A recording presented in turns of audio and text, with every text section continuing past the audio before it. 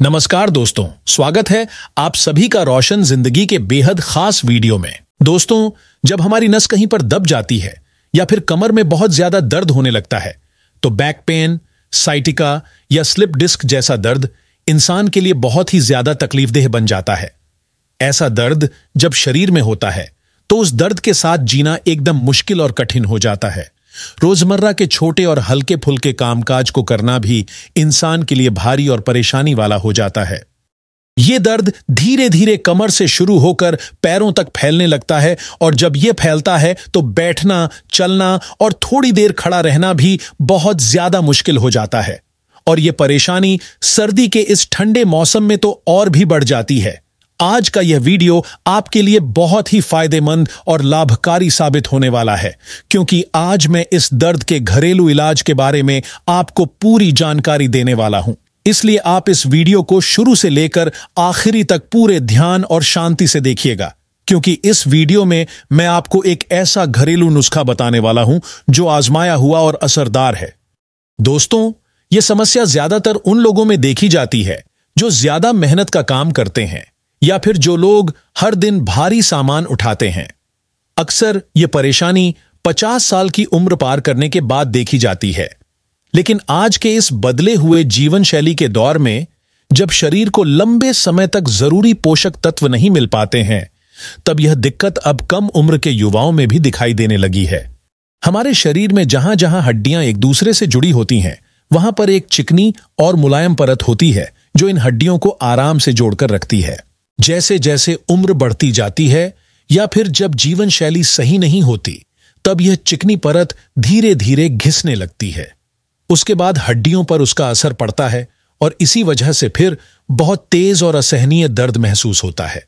मैं इस वीडियो में आपको बताने वाला हूं कि आपको क्या क्या करना चाहिए, क्या क्या खाना चाहिए, क्या नहीं करना चाहिए और किन चीजों से बिल्कुल परहेज रखना चाहिए। साथ ही मैं आपको एक ऐसा आजमाया हुआ घरेलू तरीका भी बताऊंगा जो बहुत ही आसान है। तो सबसे पहले हम यह समझ लेते हैं कि आपको क्या नहीं करना चाहिए। अगर आपकी कोई नस दब गई है, साइटिका की तकलीफ हो गई है, स्लिप डिस्क की दिक्कत हो गई है या फिर आपकी कमर में हर समय हल्का या तेज दर्द रहता है, तो सबसे पहले यह ध्यान रखें कि बहुत ज्यादा देर तक एक ही जगह पर बैठे न रहें। हर एक आधे घंटे या 1 घंटे के अंदर कुछ मिनटों के लिए खड़े हो जाइए, थोड़ा टहल लीजिए। इससे आपकी कमर की हड्डियों को थोड़ी राहत मिलेगी और नसों पर दबाव नहीं पड़ेगा। कोशिश करें कि झुककर कोई भारी चीज न उठाएं और बहुत भारी सामान उठाकर दूर तक न चलें। इससे आपकी रीढ़ की हड्डी पर बहुत ज्यादा दबाव आ जाता है और दर्द और बढ़ जाता है।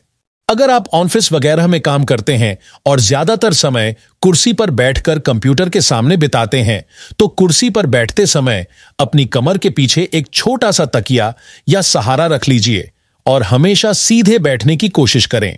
इसके अलावा अगर साइटिका की वजह से बहुत तेज दर्द हो रहा हो तो शरीर को आराम दीजिए। बहुत ऊंची एड़ी की चप्पल या जूते न पहने। ज्यादा आगे झुककर काम करने से बचें।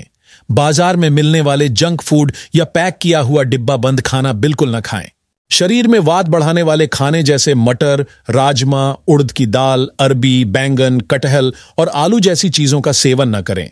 साथ ही रिफाइंड आटा यानी मैदे से बनी चीजें न खाएं और बहुत बारीक पिसा हुआ आटा भी न खाएं। कोशिश करें कि गेहूं को घर पर ही साफ करवाकर पिसवाएं और मोटा आटा तैयार करवाकर उसमें बिना चने मिलाए रोटियां बनाकर खाएं। इससे आपके शरीर को ज्यादा पोषक तत्व मिलेंगे। अब बात करते हैं कि आपको क्या करना है। साइटिका और नस दबने जैसी समस्याओं में सबसे असरदार तरीका होता है मालिश करना। जी हां, आप नारियल का तेल, सरसों का तेल, तिल का तेल या फिर निर्गुंडी का तेल इस्तेमाल कर सकते हैं। सरसों के तेल को थोड़ा गर्म कर लीजिए और रोजाना पैरों और कमर पर हल्के हाथों से मालिश कीजिए। ठंड के मौसम में पैरों को हमेशा गर्म रखने की कोशिश करें।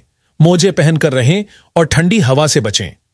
आप इन सब तेलों में से किसी एक को चुन लीजिए और रोजाना उसी से नियमित रूप से मालिश करें। इसके अलावा मैं आपको एक ऐसा देसी उपाय बताने जा रहा हूं जो पुराने समय से आयुर्वेद में बताया गया है और जिसका जिक्र पुराने ग्रंथों में भी मिलता है। हरसिंगार के पत्तों के बारे में तो आपने जरूर सुना होगा। ये पत्ते साइटिका के दर्द में बहुत ही फायदेमंद माने गए हैं। हरसिंगार के लगभग 250 ग्राम पत्ते लेकर उन्हें साफ पानी से अच्छे से धो लीजिए और फिर इन पत्तों को 1.5 लीटर पानी में डालकर अच्छे से उबाल लीजिए। जब यह पानी उबलकर लगभग 1 लीटर के आसपास रह जाए, तब इस पानी को गैस से उतारकर छान लें और ठंडा कर लें। अब इस पानी को रोज सुबह और शाम 1-1 कप की मात्रा में धीरे धीरे पीजिए। आप चाहें तो हल्का सा गुनगुना करके भी पी सकते हैं। इस पानी का सेवन कम से कम 1 महीने तक लगातार करते रहिए। अगर आपको साइटिका की परेशानी है, नसों के दबने की दिक्कत है, तो यह उपाय आपकी जड़ से सहायता करेगा। जिन लोगों को गठिया की शिकायत है या जिन्हें आर्थराइटिस की समस्या है, वे भी इस हरसिंगार के पत्तों का पानी इसी विधि से पी सकते हैं। इससे उन्हें बहुत ज्यादा आराम मिलेगा और कई लोगों को इस नुस्खे से जबरदस्त लाभ भी मिल चुका है। हरसिंगार का पौधा अधिकतर जगहों पर आसानी से मिल जाता है। आप चाहें तो अपने आसपास देखें या किसी बागवानी की दुकान या नर्सरी से ले आएं। अब मैं आपको एक और नुस्खा बताने जा रहा हूं, जिसका उपयोग कम से कम 15 दिनों तक आपको जरूर करना है। जैसा कि आप स्क्रीन पर देख पा रहे हैं, ये हैं अजवाइन के पत्ते। ध्यान रखिए, ये मसाले वाली अजवाइन के बीज नहीं हैं, बल्कि इसके हरे पत्ते हैं, जिनसे हल्की अजवाइन जैसी खुशबू आती है। इसलिए इन्हें अजवाइन के पत्ते कहा जाता है। यह पौधा बहुत ही आम है और किसी भी नर्सरी से आसानी से लाकर लगाया जा सकता है। इसका लगाना बहुत आसान है, किसी भी मौसम में लगाया जा सकता है। अब आपको चाहिए मेथी के दाने। मेथी के बीजों में एंटीबायोटिक गुण होते हैं जो शरीर में सूजन को कम करते हैं। इसके अलावा इसमें एक खास तरह की इलेक्ट्रोमैग्नेटिक शक्ति होती है जो नसों के दर्द को खींचकर कम करती है और शरीर में बनने वाली वायु को भी संतुलित करती है। अब आपको क्या करना है, आधा चम्मच मेथी के बीज और अजवाइन के 2 पत्ते लीजिए और इन्हें एक कांच के गिलास में पानी डालकर रात भर भिगो दीजिए। अगली सुबह आप देखेंगे कि मेथी फूल चुकी है। अब पानी को छान लें और बीजों व पत्तों को अलग कर लें। इन बीजों और पत्तों को अच्छे से चबाकर खा लीजिए। चाहें तो 1 चम्मच शहद मिलाकर भी खा सकते हैं। जो पानी बचा है उसमें 1 चुटकी हल्दी और 1 चुटकी सौंठ पाउडर मिलाइए और हल्का गुनगुना कर लीजिए। फिर सुबह खाली पेट आराम से पी जाइए। यह उपाय आपको केवल 10 से 15 दिन तक रोज करना है। इससे आपकी नसों में जो कमजोरी है वो दूर हो जाएगी, सूजन कम होगी और जो नस दब गई है वो भी खुल जाएगी। शरीर में रक्त संचार बेहतर हो जाएगा और साइटिका के साथ साथ अन्य कई बीमारियों में राहत मिलेगी। अब मैं एक और चीज बताता हूं जो बहुत ही असरदार है। सहजन यानी मूंगा के पत्तों का उपयोग कीजिए। आप सब्जी तो खाते ही होंगे, पर इसकी पत्तियों का फायदा और भी ज्यादा होता है। इन पत्तों में भरपूर पोषण होता है जो साइटिका, गठिया, हड्डियों की कमजोरी और शरीर में कैल्शियम की कमी को दूर करता है। इसका उपयोग सप्ताह में 2 या 3 बार जरूर कीजिए।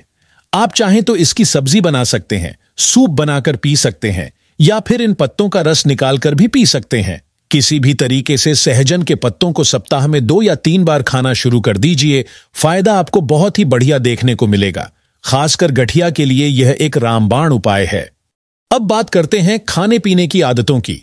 सबसे पहले अपने भोजन में विटामिन B12 से भरपूर चीजों को शामिल करना शुरू कर दीजिए, क्योंकि जब शरीर में B12 की कमी होती है तब नसें कमजोर हो जाती हैं और नस दबने जैसी समस्याएं होने लगती हैं। आप किसी अच्छे डॉक्टर से मिलकर B12 सप्लीमेंट ले सकते हैं या फिर डाइट से भी इसकी पूर्ति कर सकते हैं, जैसे दूध और दूध से बनी चीजें। अगर आप नॉन-वेज खाते हैं तो अंडा या मछली भी इसमें मददगार होती हैं।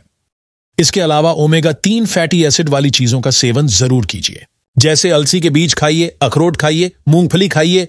ठंड के मौसम में मूंगफली बहुत मदद करती है।